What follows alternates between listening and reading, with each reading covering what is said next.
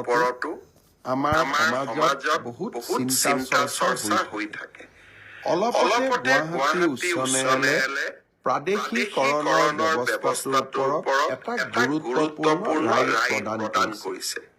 আমি সেই ৰায় অধ্যয়ন কৰি আছো আৰু তাৰ পিছতে প্ৰাদেশিকৰণৰ ওপৰতো আপোনালোকক মই কিছু কথা ক'বৰ বাবে যত্ন কৰিম। শ্ৰদ্ধাৰ ৰাইজ, প্ৰাদেশিকৰণৰ ওপৰতো আমাৰ সমাজত বহুত চিন্তা চৰ্চা হৈ থাকে। অলপতে গুৱাহাটী উচ্চ ন্যায়ালয়ে প্ৰাদেশিকৰণৰ ব্যৱস্থাটোৰ ওপৰত এটা গুৰুত্বপূৰ্ণ ৰায় প্ৰদান কৰিছে।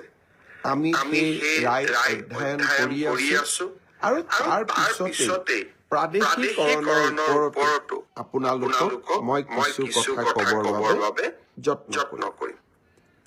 শ্ৰদ্ধাৰ ৰাইজ, প্ৰাদেশিকৰণৰ ওপৰতো আমাৰ সমাজত বহুত চিন্তা চৰ্চা হৈ থাকে।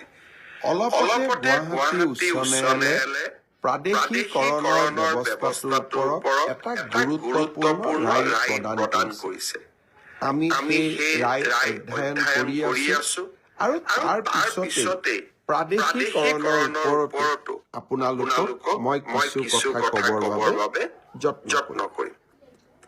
শ্ৰদ্ধাৰ ৰাইজ, প্ৰাদেশিকৰণৰ ওপৰতো আমাৰ সমাজত বহুত চিন্তা চৰ্চা হৈ থাকে।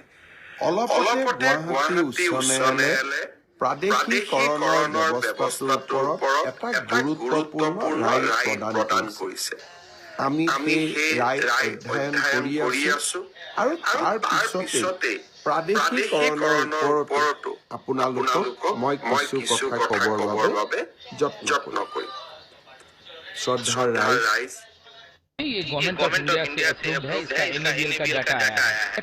ये ग्लोबल एनर्जी सेवर इसका नाम है। बिजली बचाओ महाअभियान। रेजिस्टेंस की वजह से जो वायर के अंदर जो एक्स्ट्रा लोड है, वायर के रेजिस्टेंस को हम रिमूव करते हैं। मिशन है कि नॉट ओनली इंडिया, पूरे ग्लोबली वर्ल्ड के अंदर जो एक इलेक्ट्रिसिटी का क्राइसिस है, उस दिशा में उसको मिनिमाइज करते 220 के आसपास है और एम्पियर 0.80। अब जैसे ये लगा रहा है, ये डिवाइस है, ये ग्लोबल एनर्जी सेवर ये रेड वाली, ये घर के किसी भी कोने में लग जाता है और ये भी सेम है, मेन स्विच में लग जाता है। ये दीवार पर इस तरह से माउंट होता है। ये भी जब हम यहाँ लगा रहे हैं दोस्तों, तो आप देख सकते हैं कि इस डिवाइस से ये हमारे